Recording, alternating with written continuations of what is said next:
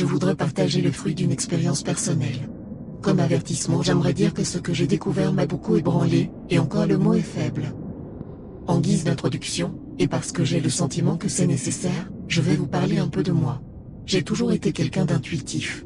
Je pense que tout le monde a de l'intuition, mais qu'elle est plus forte chez certaines personnes. Il m'est arrivé plusieurs fois dans ma vie d'être poussé à faire quelque chose sans raison apparente. Je ne sais pas vraiment comment expliquer ce phénomène, n'étant pas sûr de le comprendre moi-même. Disons que plusieurs fois, face à un choix par exemple, quelque chose d'irrationnel m'a poussé dans une direction, plutôt qu'une autre, et que ça a été bénéfique pour moi. Par ailleurs, je cerne assez vite les personnes que j'ai en face de moi, ma première impression est très souvent la bonne. Ce qui m'est très utile car je ressens quand une personne, un inconnu que je croise, est un danger. Je peux également sentir les choses. Pas toujours, évidemment, mais cela m'arrive régulièrement. Pour vous donner un exemple, je vais vous parler de ce qui m'est arrivé quand j'étais à l'université il y a quelques années. J'avais une matière où nous devions tous passer devant le reste de la promo pour un oral. La première séance, nous nous étions vus attribuer ces exposés, nous savions donc à quelle date nous passerions. Mon tour approchait, et comme à mon habitude, j'attendais la dernière minute pour effectuer mon devoir. Toute la semaine précédant mon passage à l'oral, j'ai ressenti quelque chose. Quelque chose que je n'arrivais pas à cerner, à comprendre.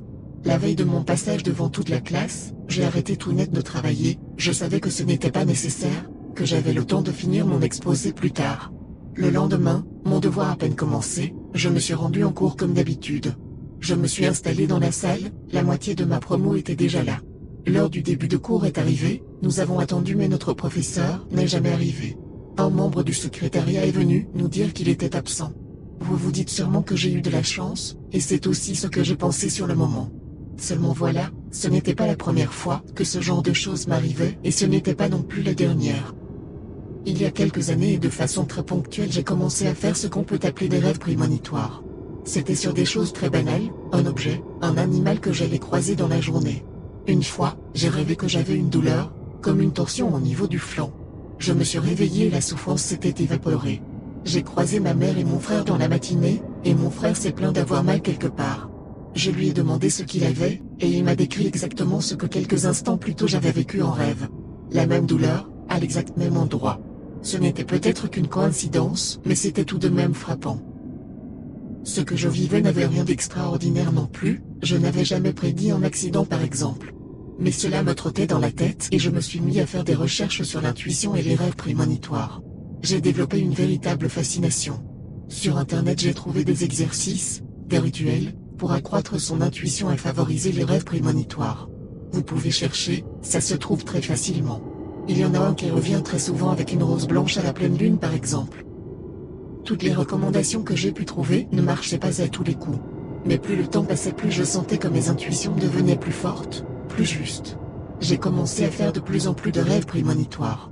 Au début c'était encore des choses futiles, sans grande importance, mais de voir que je voyais juste pendant mon sommeil m'a encouragé à continuer mes expériences de méditation, de rituels, etc.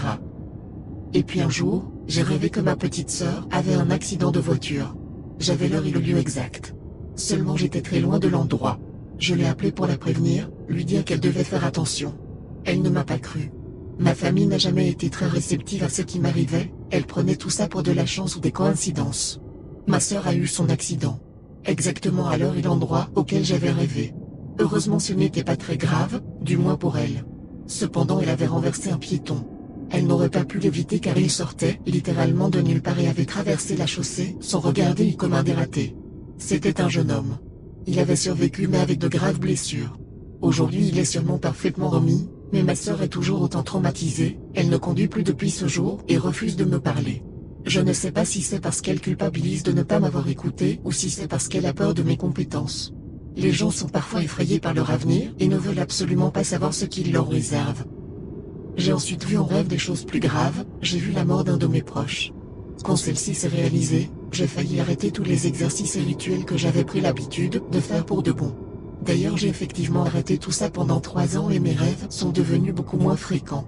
Puis la tentation et la fascination sont revenues et j'ai recommencé. Il y a quelques mois j'ai réalisé un de mes plus grands rêves, un grand voyage à travers l'Asie. J'y suis allé avec un bon ami à moi, passionné également par le pouvoir de l'esprit, sans jamais toutefois s'être laissé tenter par le genre d'expériences et de rituels que j'avais pu effectuer. Mais il était très ouvert, et m'écoutait toujours avec grande attention quand je lui rapportais mes découvertes. En Inde, alors que nous étions dans un bar, en train justement de parler, sûrement un peu trop fort, de l'intuition et des rêves, un homme est venu nous accoster. Il nous a révélé qu'il avait entendu notre conversation et affirmé qu'il pouvait nous conduire à une personne spécialisée dans ce genre de phénomène. Mon ami n'était pas très convaincu, il était méfiant. En temps normal je l'aurais été aussi, mais quelque chose me poussait à suivre cet homme. C'est bien la seule fois de ma vie où je n'aurais vraiment pas dû suivre mon intuition. Nous avons suivi l'inconnu. Je m'attendais à ce qu'il nous amène dans un vieux taudis où une vieille femme nous lirait les lignes de la main et essaierait de nous vendre quelques mixtures étranges pour trouver le bonheur. Au lieu de ça, nous sommes allés dans un appartement, tout ce qu'il y avait de plus banal. La personne qui vivait là devait être quelqu'un d'aisé. Un homme est venu à notre rencontre. Il était habillé en costume, j'ai pensé qu'il rentrait du travail. L'homme qui nous a accostés et l'homme en costume ont échangé quelques instants en idylle. L'homme en costume s'est ensuite adressé à nous, et l'autre s'est retiré. Et il nous a affirmé qu'il connaissait une technique très ancienne, qu'il tenait de ses ancêtres, pour ouvrir nos esprits, décupler notre intuition et obtenir en rêve la réponse à une question sur notre avenir. Mais pas n'importe quelle question, celle qui nous obsédait le plus, même inconsciemment. Je dois dire que sur le moment, je n'avais pas vraiment de grandes questions à laquelle je cherchais désespérément une réponse, mais je me suis prêté au jeu. Mon ami n'a pas voulu. L'homme en costume m'a alors donné de l'encens. Il m'a expliqué que c'était un mélange de plusieurs plantes, et notamment de jasmin, qui était très bon pour ce genre de rêve sur l'avenir. Il m'a également donné une petite feuille où figurait un genre de prière, écrite en phonétique. Je devais répéter cela 3 fois avant de m'endormir. Évidemment nous avons dû lui payer une certaine somme, mais j'ai trouvé que cela restait raisonnable. J'avais également l'interdiction de partager cette prière avec qui que ce soit. Sur le moment j'ai pensé que c'était pour protéger son commerce. J'ai promis et mon ami et moi sommes repartis d'où nous étions venus. Nous sommes rentrés chez nous quelques jours plus tard, et j'ai bien évidemment essayé cette prière. J'ai allumé l'encens, et récité la formule 3 fois. Pendant mon sommeil, j'ai eu une réponse à une question que j'avais réussi à refouler. Une question qui avait pourri une bonne partie de mon adolescence. Elle m'avait déclenché de violentes crises d'angoisse et une peur constante. Puis un jour, ça avait fini par passer, doucement mais sûrement. Seulement, cette fichue prière avait ramené cette question. Car cette interrogation avait toujours été là, quelque part dans mon subconscient ou mon inconscient, bref, quelque part dans mon esprit. Cette nuit-là, donc, il y a exactement 4 mois, j'ai fait un rêve incroyablement réaliste. C'était d'abord une suite de plusieurs flashs. J'ai vu une amie d'enfance hurler, elle était couverte de sang. Elle se trouvait dans un couloir de métro. Puis j'ai entendu une détonation assourdissante, et de nouveau des cris. S'en est suivi un autre flash, où j'étais mourant, avec ma famille à mon chevet. Les médecins disaient qu'ils n'avaient rien pu faire face à un cancer foudroyant. Sans transition, je me suis ensuite vu au cœur d'une émeute très violente, à Paris. Des gens crachaient leur colère et jetaient des projectiles sur les forces de l'ordre, qui ripostaient à leur tour. On était en 2018. Puis soudainement je me suis retrouvé à Los Angeles, j'avais un journal à la main, on était le 3 mai 2019, quand soudain la terre s'est mise à trembler violemment. J'ai vu ensuite Venise sous les eaux, en fond sonore j'entendais un journaliste dire que nous étions en 2026. Les flashs ont continué, je voyais des personnes qui me sont proches mourir soit de maladie, soit à cause de catastrophes naturelles, soit de manière violente à la suite d'agressions. Mais le plus frustrant c'est que pour ces flashs-là, je n'avais aucune indication de temps ou de lieu. Puis tout est soudainement devenu noir. J'ai alors entendu une voix, désincarnée. Elle parlait d'un ton monocorde. Elle m'a dit que quelques mots, gravés à jamais dans ma mémoire. Notre ère touche à sa fin, notre civilisation a dépassé depuis longtemps son apogée. Puis il y a eu un long silence, je ne sentais ni ne voyais plus rien. Alors que je pensais me réveiller, la voix a dit une dernière chose, et puis je me suis réveillé. Pendant mon adolescence, les guerres, la violence, les attentats m'obsédaient, me terrifiaient.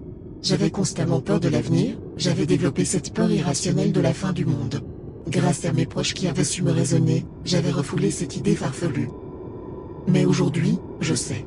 Je sais que ma peur n'était pas si irrationnelle que ça. Même si je sais que ce n'est pas réellement la fin du monde qui nous attend mais la chute de notre civilisation. Je me suis réveillé avec la certitude d'être devant une vérité indiscutable. Dans les prochaines années, la violence va s'accroître, il y aura plus de malades et plus de catastrophes naturelles. L'humanité ne s'éteindra pas, l'homme s'adaptera comme il l'a toujours fait mais il faudra tout reconstruire. L'ordre que nous connaissons aura disparu. Tout ça va aller très vite. Je n'ai pas de date, pas de fourchette, mais il suffit de regarder autour de vous. Les signes sont déjà là.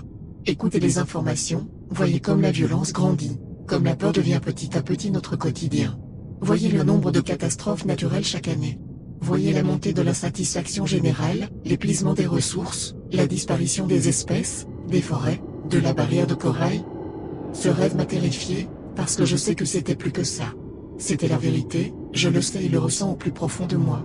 Mais le plus angoissant, c'est cette dernière phrase que la voix a prononcée avant que je me réveille. Vous êtes seul, plus personne ne veille sur vous.